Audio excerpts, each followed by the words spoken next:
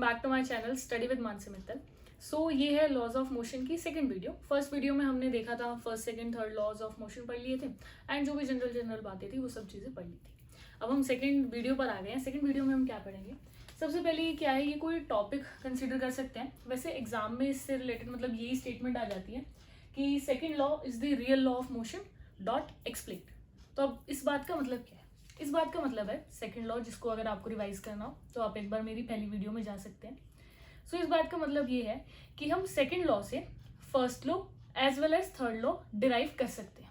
दोनों लॉ इसी लॉ से डिराइव कर सकते हैं। सो बारी बारी से चलते हैं। सबसे पहले फर्स्ट लॉ डिराइव करते हैं। तो फर्स्ट लॉ था क्या, डेफिनेशन तो आप बुक वगैरह में भी देख लेंगे। फर्स्ट लॉ का मतलब क्या समझ में आया आपको? फर्स्ट लॉ में हमने ये देखा कि कोई भी बॉडी की जो स्टेट है वो चेंज नहीं होगी। मतलब अगर वो रेस्ट में रहेगी, किसी डायरेक्शन में मूव कर रही है तो उसी डायरेक्शन में मूव करती रहेगी अनटिल एंड अनलेस कोई एक्सटर्नल फोर्स अप्लाई नहीं किया गया। एक्सटर्नल फोर्स अप्लाई नहीं करेंगे तो वो वैसी रहेगी।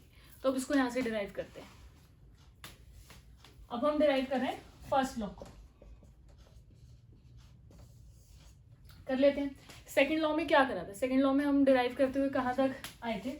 हमने देखा था जो फोर्स है वो इक्वल है मास इनटू एक्सेलरेशन। तो अभी मैंने क्या कहा, लेट अस कंसीडर कि एक्सटर्नल फोर्स जो है वो जीरो है।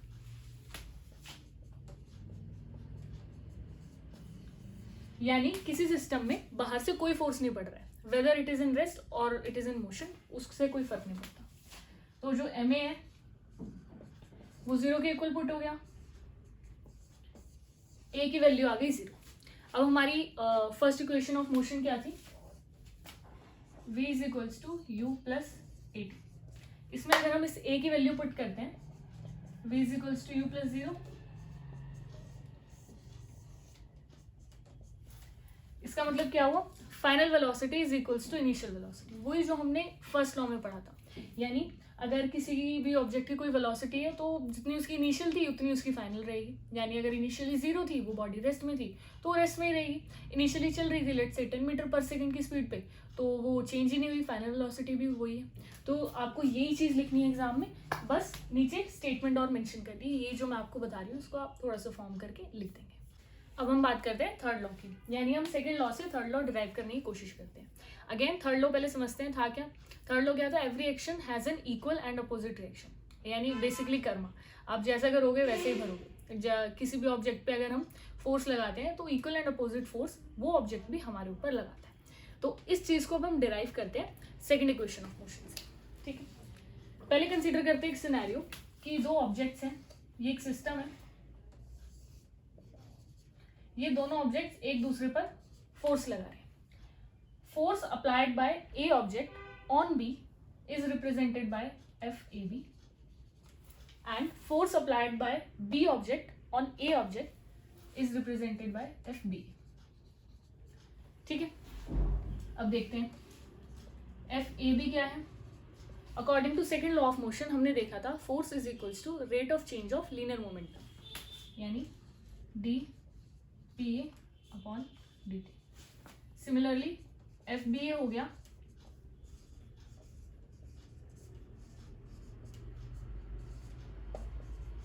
ये हमारी दो इक्वेशंस आ गई। एडिंग दीज इक्वेशंस, हम दोनों इक्वेशंस को ऐड करेंगे। एलएचएस से ऐड होगा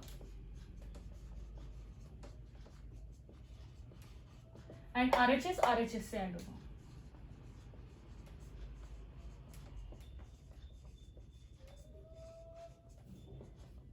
थोड़ा सा सॉल्व करेंगे इसे। अब जो ये P और PB आए, ये क्या है? Linear momentum of object A and linear momentum of object B, जो कि ऐड होकर बनाएंगे linear momentum of the whole system, पूरे सिस्टम का जो लीनियर मोमेंटम है। अब देखिए ये है क्या? Change in linear momentum of the system with respect to time. अब हमें ये समझना है, जैसे जैसे अभी हमने समझा कि जो एक्सटर्नल फोर्स अप्लाइड है किसी भी सिस्टम पे वो तो जीरो ही है। अगर एक्सटर्नल फोर्स जीरो रहेगा तो पूरे सिस्टम का मोमेंटम भी चेंज नहीं होगा। अब देखिए आप पहले मोमेंटम का मतलब समझिए। मोमेंटम क्या होता है? मोमेंटम का मतलब होता है किसी भी, मैं आपको एक हिंदी भाषा में समझाऊं तो मूवमेंट का मतलब क्या होता है? मूवमेंट का मतलब होता है कोई पल, मतलब कोई चेंजेस आए उसे हम मूवमेंट कहते हैं। मोमेंटम भी वही होता है। ये जो सिस्टम है ये कॉन्स्टेंटली चाहे मूव कर रहा हो चाहे रेस्ट में हो, बट अपनी एक फेज में उसको कोई एक्सटर्नल डिस्टर्बेंस नहीं मिल रही है. Momentum is basically kind of disturbance. तो p a plus p b change in momentum zero होगा, जिस वजह से मैं यहां लिख देती हूँ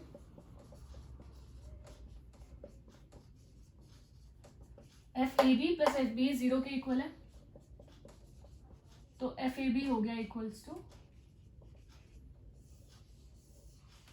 यानी force applied by object a on object b is equal to force applied by object b on object a but is in opposite direction.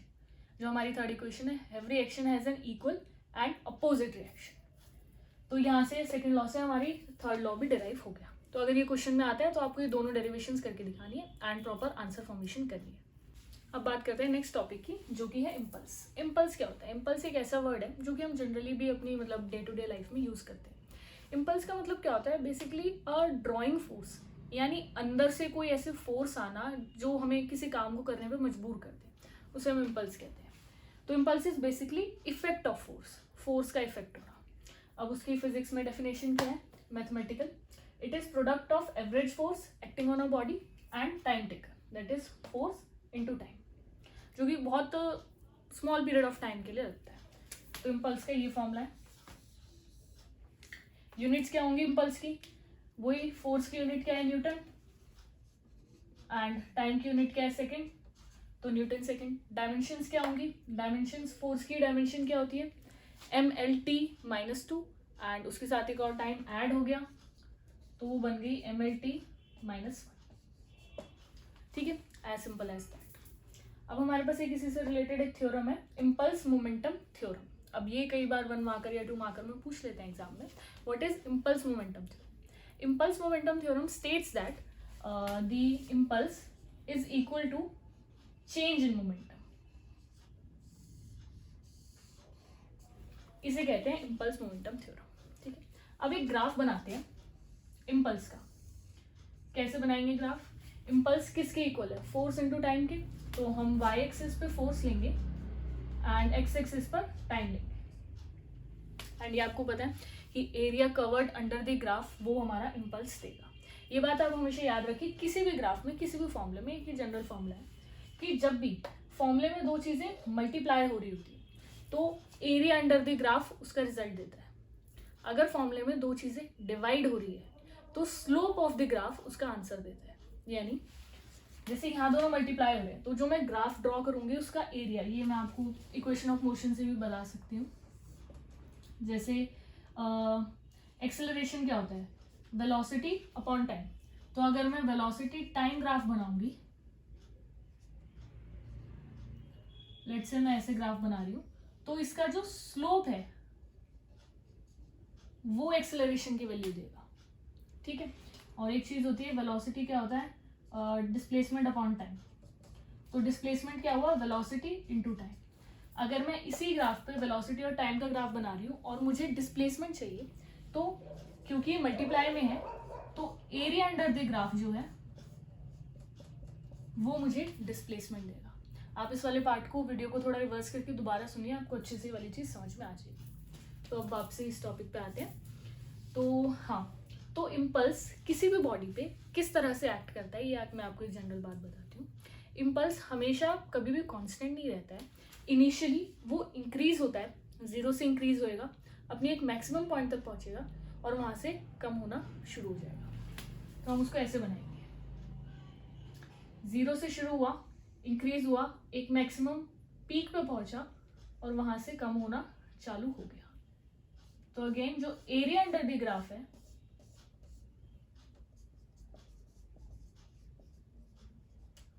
वो ही हमारा इम्पल्स है. ठीक है, यहाँ से इम्पल्स की ये जो मैथमेटिकल चीज़ है ये चीज़ क्लियर हुई. अब बात करते हैं सॉरी एप्लीकेशन ऑफ इम्पल्स की इन जनरल लाइफ. ऐसे डायरेक्ट क्वेश्चन भी आ जाता है, what is application of impulse, या फिर अभी जैसे मैं आपको आगे बताऊंगी उस तरह से क्वेश्चंस भी आते हैं. यहाँ से हमने क्या देखा इस इम्पल्स के फॉर्मूले से? That force is basically inversely proportional from time. यानी टाइम इंक्रीज होगा तो फोर्स कम होगी. अब इस बात की मैं आपको एप्लीकेशन देती हूँ। आप सब लोग क्रिकेट देखते होंगे या खेला होगा बचपन में, आपने देखा होगा जब भी क्रिकेटर के पास कोई बॉल आती है तो वो अपना हाथ कैच करने के लिए वो वहीं पर नहीं रखता है, उस बॉल को कैच करके ऐसे पीछे ले जाता है। ऐसा क्यों करता है वो?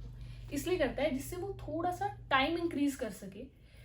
टाइम इंक्रीज होगा तो फोर्स कम होगा मतलब इम्पैक्ट कम पड़ेगा उसके ऊपर, यानी हाथ पे चोट नहीं लगेगी। बॉल आई, उसने हाथ ऐसे पीछे कर लिया, अगर वो यहीं रखेगा तो जो बॉल है वो बहुत इम्पैक्ट डालेगी उसके हाथ पे, उससे इंजरी हो सकती है।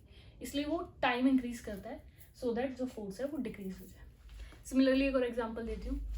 अगर हम एक कोई मतलब वो है टाइल्ड सरफेस है, टाइल्स लगी हुई है, उसके ऊपर गिरते हैं, या एक कंपैरिजन हम सैंड में गिरते हैं, तो किस में ज़्यादा चोट लगेगी? ऑफ कोर्स जब टाइल पे गिरेंगे तब ज़्यादा चोट लगेगी। अब ऐसा क्यों?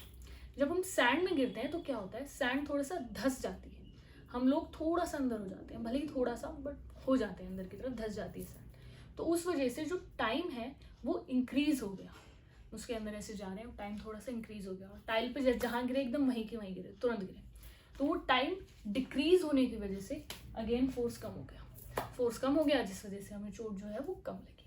तो ये है हमारी एप्लीकेशन ऑफ इम्पल्स। यहाँ से भी डायरेक्ट क्वेश्चन आ सकते हैं कि जो क्रिकेटर है वो अपना हाथ ऐसे पीछे क्यों करता है, तो वो इसी रीज़न की वजह से करता है। आई होप आपको ये वाली चीज़ क्लियर होगी। अब बात करते हैं law of conservation of linear momentum की। जैसे कि वो नाम ही उसका हो रहा है कि लीनियर मोमेंटम कंजर्व रहती है, यानी किसी भी सिस्टम की टोटल मोमेंटम हमेशा कांस्टेंट रहती है, कभी चेंज नहीं होती।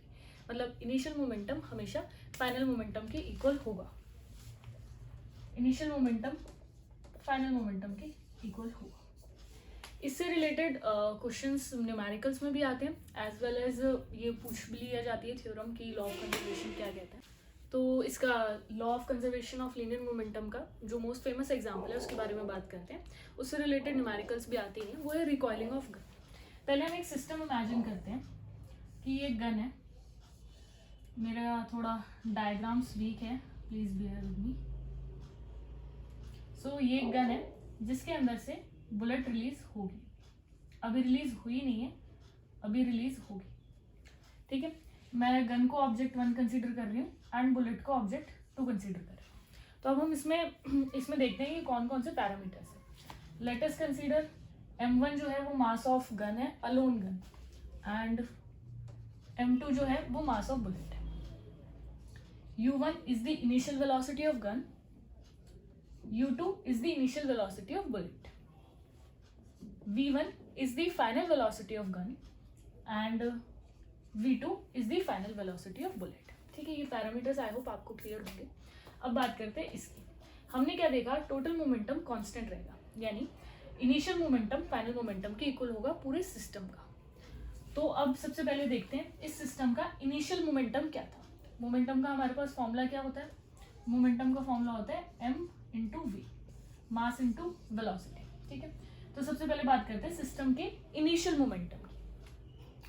तो गन का मोमेंटम होगा मास into velocity m1 into u1, plus bullet का मोमेंटम होगा m2 इंटू u, वो इक्वल होगा किसकी, फाइनल मोमेंटम के। फाइनल मोमेंटम क्या होगा, again m1 into v1, final momentum of the gun, and m2 into v2, यानी कि final momentum of the bullet, ठीक है। अब इनिशियली जो है गन और बुलेट एक साथ रखे हुए थे, मतलब बुलेट गन के अंदर थी एंड दोनों ही मूव नहीं कर रहे थे, दोनों ही स्टेबल थे।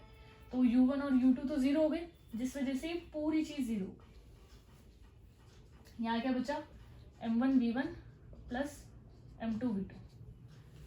हम इसे सॉल्व करें, अगर m1 v1 is equals to minus m2 v2, v1 is equals to minus m2 v2 upon m1।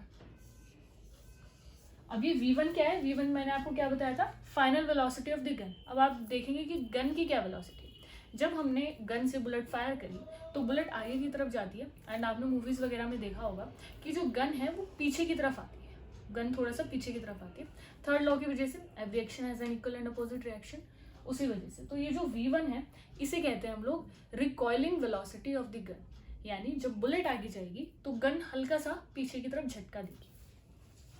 And इसका जो साइन है वो नेगेटिव है, वो ये रिप्रेजेंट कर रहा है कि ये अपोजिट डायरेक्शन में होगी। जब बुलेट इस तरह से जाएगी आगे तो जो गन है वो पीछे की तरफ मूव करेगी। आप इसी तरह से किसी भी सिस्टम में इनिशियल मोमेंटम को फाइनल मोमेंटम के इक्वल रखकर उसे सॉल्व कर सकते हैं। सो ये वाली वीडियो यहीं ख़त्म होती है। सो आई होप आप लोगों को सब चीज़ें समझ आई होंगी। अगर आपको समझ आई हो तो प्लीज़ इस चैनल को लाइक शेयर सब्सक्राइब ज़रूर करें, इस वीडियो को भी एंड चैनल को। And thank you.